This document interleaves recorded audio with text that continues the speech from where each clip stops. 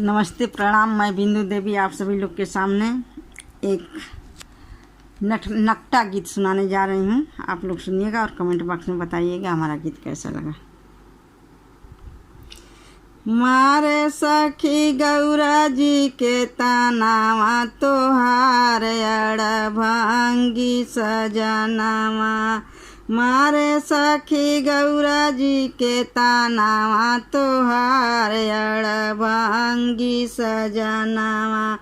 हमारे पिया जी के महलया टारी। हमारे पिया जी के महलया टारी। तुहर पर्वत पर रहनामा हो, तुहर अड़ भांगी सजनावा। तुहर पर्वत पर रहनामा हो, तुहर अड़ भांगी सजनावा। मारे सखी गौरा जी के तानावा हो, तुहर अड़ भांगी सजनावा। मारे सखी गौरा जी के तानावा तुहर अड़ भांगी सजनावा। हमारे पिया पहने सोना और चांदी। हमारे पिया पहने सोना और चांदी।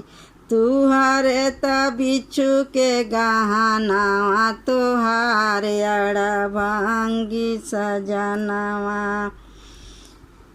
तुहरे त बिच्छू के गहनावा, तुहार अड़ भांगी सजनावा। मारे सखी गौरा जी के तानावा तुहार अड़ भांगी सजनावा। मारे सखी गौरा जी के तानावा तुहार अड़ भांगी सजनावा। हमारे तपिया खाए में मेवायो मिश्री। हमारे तपिया खाए मेवायो मिश्री। तुहरे धतूर के भोजनावा, तुहार अड़ भांगी सजनावा। तुहरे धतूर का भोजनावा, तुहार अड़ भांगी सजनावा। मारे सखी गौरा जी के तानावा तुहार अड़ भांगी सजनावा। मारे सखी गौरा जी के तानावा तुहार अड़ भांगी सजनावा।